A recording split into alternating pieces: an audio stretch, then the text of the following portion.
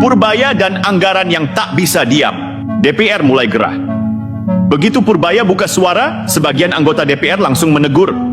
Katanya, Menteri Keuangan jangan bicara hal teknis, itu urusan ESDM. Katanya lagi, jangan menimbulkan kebingungan publik. Tapi mari kita tanya balik. Kebingungan publik itu muncul karena siapa? Karena Purbaya bicara? Atau karena data yang selama ini disimpan rapi tapi tidak transparan? Lucu, tapi juga serius. Baru beberapa minggu menjabat, nama Menteri Keuangan Purbaya sudah jadi topik nasional. Bukan karena gaya pakaian, bukan karena gimmick politik, tapi karena nyalinya. Ia bicara apa adanya. Soal uang negara, soal efisiensi, dan soal keberanian untuk bilang tidak di tengah budaya asal setuju. Dan jujur saja, kita sudah lama menunggu tipe pejabat seperti ini. Pejabat yang kalau bicara anggaran, tidak sekadar membaca catatan staf. Pejabat yang tidak takut kehilangan teman, asal tidak kehilangan integritas. Soal dana yang menguap, Purbaya menyoroti hal yang sebenarnya semua orang tahu, tapi pura-pura lupa. Anggaran negara sering tidak terserap. Uangnya ada, programnya ada, tapi hasilnya entah kemana. Selama ini kalau dana tidak terserap, alasannya klasik. Proses panjang, birokrasi rumit, koordinasi belum rampung.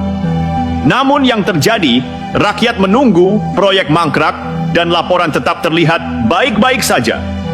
Nah, disinilah Purbaya datang membawa sikap baru. Kalau tidak bisa jalankan anggaran dengan cepat dan tepat, uangnya dialihkan ke yang lebih dibutuhkan. Tegas, tapi adil. Tidak basa-basi. Ketika Purbaya bicara soal gas, lalu datanglah gebrakannya soal harga LPG.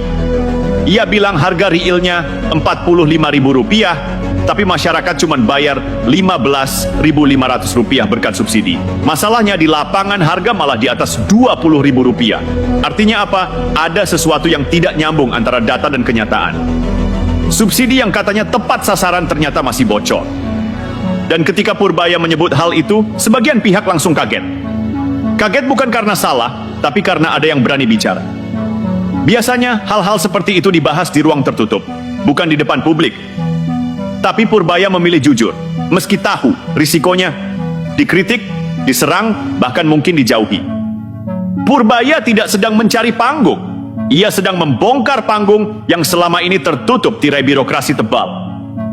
Dan DPR seharusnya tidak gerah, justru bersyukur, karena ada pejabat yang mau bicara jujur tentang angka-angka yang menyangkut uang rakyat. Program bergizi, tapi anggarannya sakit. Kritik Purbaya soal program makan bergizi gratis juga bikin heboh. Bukan karena ia menolak programnya, tapi karena ia mempertanyakan logika penggunaannya. Ia bilang, kalau anggaran MBG tidak terserap, ya alihkan ke beras 10 kg untuk rakyat. Sederhana, bukan? Tapi ternyata, kesederhanaan seperti itu sering jadi ancaman di sistem yang terbiasa rumit. Sebagian pejabat marah, merasa disindir. Padahal yang dikritik bukan programnya, tapi ketidakefisienannya. Rakyat butuh hasil, bukan seremonial. Dan itulah inti kritik Purbaya. Jangan biarkan program bagus mati di meja administrasi. Luhut ikut turun, situasi makin panas. Sampai akhirnya, nama besar seperti Luhut bin Sarpanjaitan ikut bicara. Ia membela kepala BGN dan menilai ancaman penarikan anggaran terlalu keras. Tapi di situ justru menariknya. Ketika satu menteri bicara jujur, sistem refleks membentengi diri. Yang sedang kita saksikan bukan sekadar perbedaan pendapat antar pejabat.